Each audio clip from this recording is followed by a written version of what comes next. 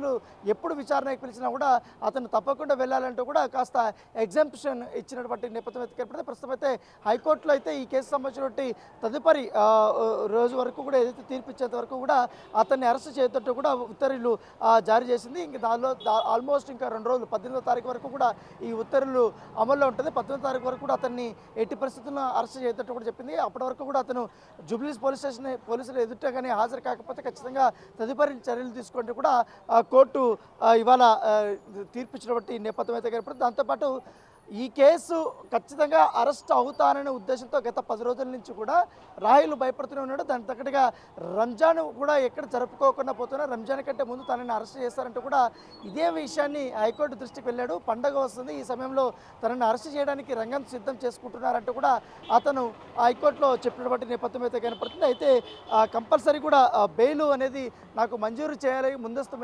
Bail మంజూరు చేయాలంటూ కూడా అతను హైకోర్టుని ఆశ్రయించినటువంటి నేపథ్యం కనపడుతుంది. ఒకటి అరెస్ట్ చేయకూడదు, దాంతోపాటు ఒకవేళ అరెస్ట్ చేయాలనుకుని ఉంటే మాత్రం ఖచ్చితంగా ముందస్తు బెయిల్ నాకు ఇవ్వాలంటూ కూడా ఆయన కోర్టుని అభ్యర్థించినటువంటి నేపథ్యం కనపడుతుంది.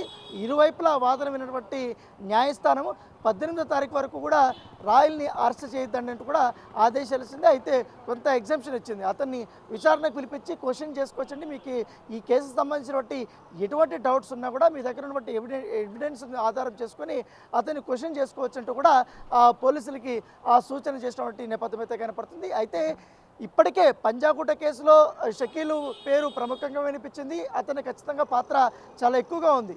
దానితో పాటు ఇప్పుడు జూబ్లీహిల్స్ సంబంధించిన కేసులో కూడా అతని పాత్ర అనేది చాలా ఎక్కువగా ఉంది. సో కేవలం రాహుల్ మాత్రమే కాకుండా షకీల్ పాత్ర పైన పోలీసులు పూర్తి స్థాయిలో దర్యాప్తు చేస్తున్నారు.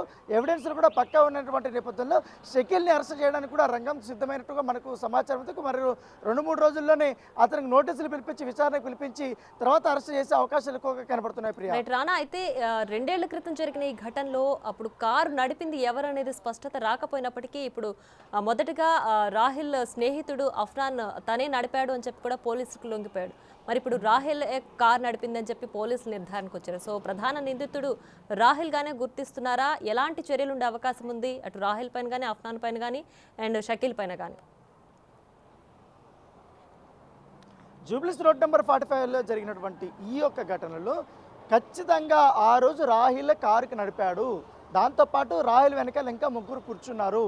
ఆయనకు యాక్సిడెంట్ చేసిన తర్వాత వెంటనే తన తండ్రికి ఫోన్ చేశాడు. తండ్రికి ఫోన్ చేసిన తర్వాత తను ఇచ్చినటువంటి ఇన్స్ట్రక్షన్స్ ప్రకారం మరొక వ్యక్తిని ఆ డ్రైవింగ్ సీట్లో పెట్టేసి తను పరారైనటువంటి నేపథ్యం కనబడుతుంది.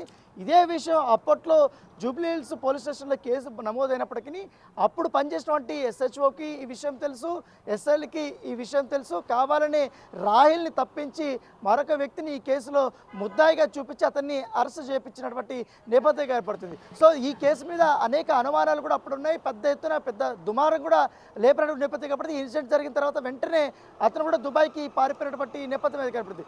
దుబాయ్కి పారిపోయిన తర్వాత చాలా రోజుల పాటు కూడా ఆయన హైదరాబాద్కి రాలేదు.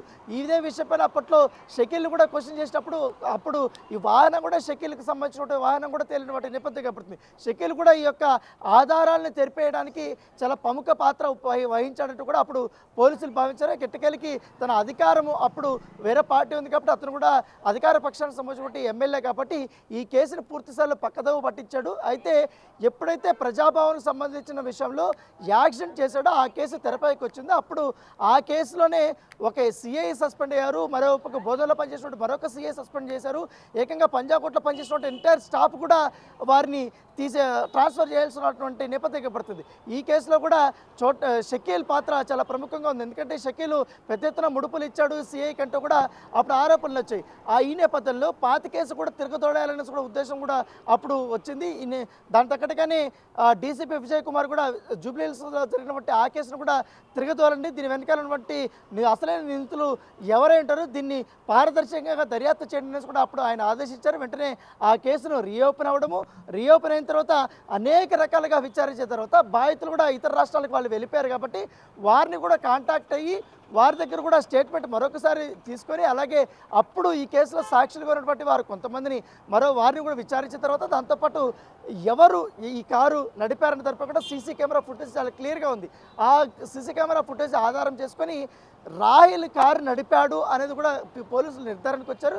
దాని తగ్గట్టుగానే ఇప్పుడు చర్యలు తీసుకుంటున్న నేపథ్యం పడుతుంది. ప్రస్తుతం అయితే ఇప్పుడు రాహిల్ గారి విచారణకు వస్తే మాత్రం కంపల్సరీ కూడా అరెస్ట్ జరిగే అవకాశాలు ఎక్కువగా కనబడుతున్నాయి. Priya. Right Rana, thanks for the updates.